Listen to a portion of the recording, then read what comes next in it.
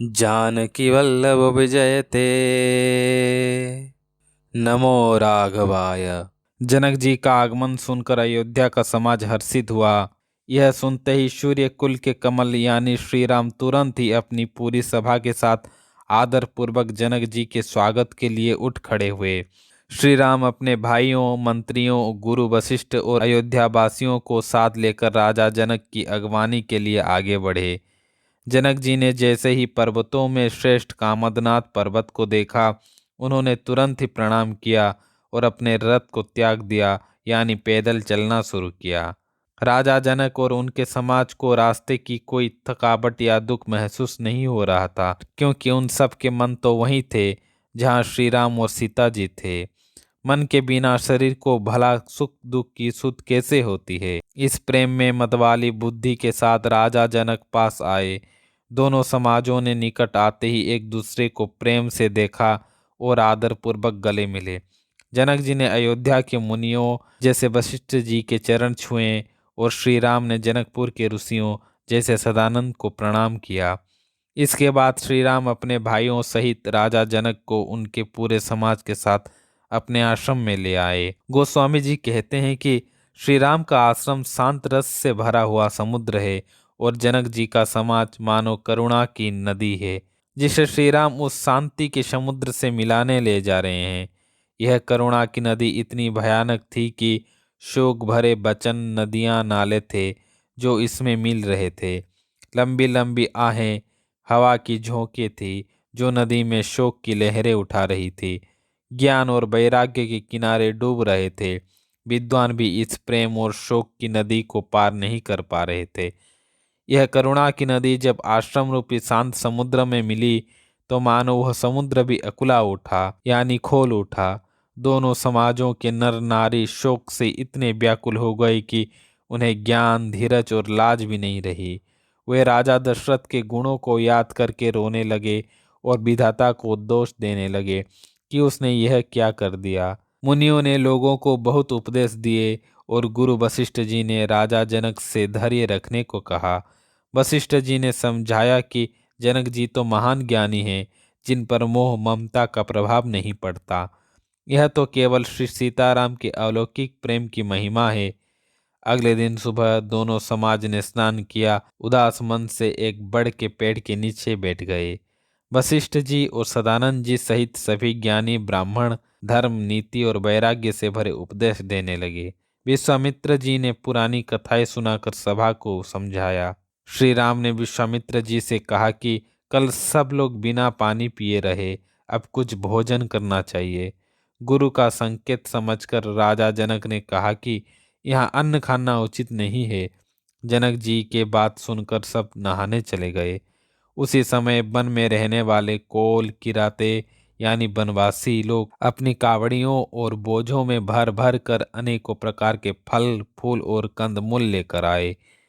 राम जी की कृपा से वन का वातावरण बहुत सुखद हो गया था, मानो पृथ्वी राजा जनक की मेहमानी कर रही हो।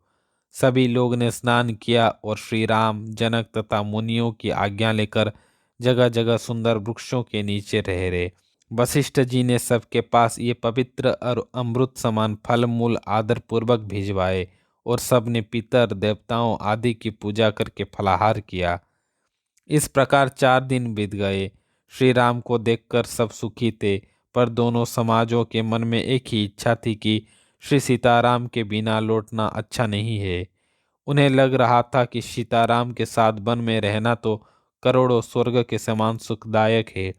वे सोचने लगे कि मंदाकिनी नदी में स्नान, श्री राम के दर्शन और वन के कंद मूल फल का भोजन, ये सब मिलकर 14 वर्ष भी पल भर में सुख से बीत जाएंगे, पता भी नहीं चलेगा। ठीक उसी समय सीता जी की माता सुनैना जी की भेजी हुई दासियां यह देखने आई कि क्या सीता जी की सासुएं यानी कौशल्या, सुमित्रा और कैकेयी इस समय फुर्सत में है।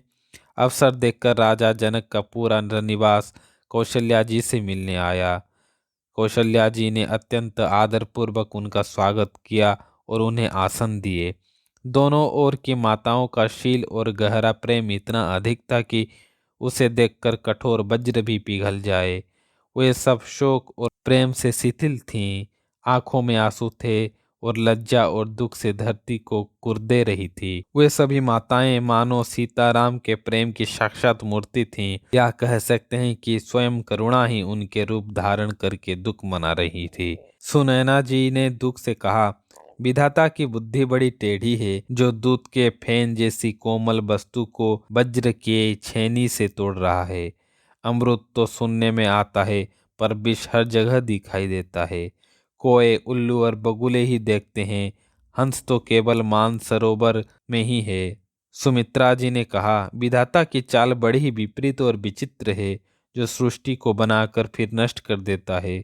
उसकी बुद्धि तो बालक के खेल जैसी भोली है। कौशल्या जी ने धैर्य से कहा, हे देवी, किसी का दोष नहीं है। दुख सुख हानि लाभ सब कर्म के अधीन है। विधाता का प्रचंड ऐसा है कि अटल और अनादि है। मोहवश चिंता करना व्यर्थ है। पर हाँ, हम राजा के मरने जीने की चिंता करके अपना ही स्वार्थ देखते हैं। सीता जी की माता ने कौशल्या जी के सत्य और ज्ञानपूर्ण वचनों की प्रशंसा करते हुए कहा कि आप तो पुण्यात्मा महाराज दशरथ की रानी हैं। ऐसा कहना आपको उचित ही है। तब कौशल्या जी ने बहुत दुख भरे हृदय से कहा, राम लक्ष्मण और सीता का बन जाना, इसका परिणाम तो अच्छा ही होगा, बुरा नहीं। मुझे तो भरत की चिंता है। उन्होंने श्री राम की शपथ लेकर सत्य भाव से कहा कि भरत की शील गुण और भक्ति इतनी महान है कि सरस्वती भी उसका वर्णन नहीं कर सकती। उन्होंने कहा कि मैं भरत को कुल का दीपक जानती हूँ। सोना कसौटी पर कसने से और पुरुष समय आने पर अपने स्वभाव से पहचाना जाता है। मेरा ऐसा कहना भले ही अनुचित हो, पर शोक और स्नेह में विवेक कम हो जाता है। कौशल्या जी की गंगा के समान पवित्र करने वाली वाणी सुनकर सभी रानियां प्रेम में व्याकुल हो गई। आकाश से फूल बरसने लगे और सिद्ध योगी भी स्नेह से द्रवित हो उठे। कौशल्या जी ने फिर मिथिलेश्वरी से कहा, आप तो ज्ञान के भंडार राजा जनक की प्रिया हैं। मैं आपको क्या उपदेश दे सकती हूँ, पर आप राजा जनक से अवसर पाकर मेरी ओर से यह राय दीजिएगा कि यदि वे चाहें तो लक्ष्मण को अयोध्या में रख लिए जाए और भरत बन जाए। मुझे भरत का बहुत अधिक चिंता है। उनके मन में गूढ़ प्रेम है, इसीलिए मुझे उनका घर में रहना अच्छा नहीं लगता। कौशल्या को डर था कि भरत अपने विरह प्रेम के कारण कोई अनिष्ट न कर ले। कौशल्या जी का सरल स्वभाव और प्रेम देखकर सारा निवास करुणा में डूब गया।